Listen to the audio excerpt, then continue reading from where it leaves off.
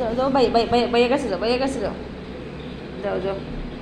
ওই ভাইয়ের কাছে যাও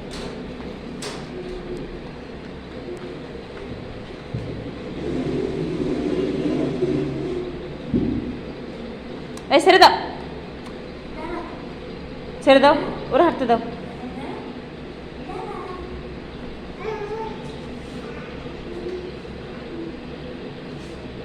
পড়ালেখা কি পছন্দ যদি বড় হলে থাকে আর দূরে নে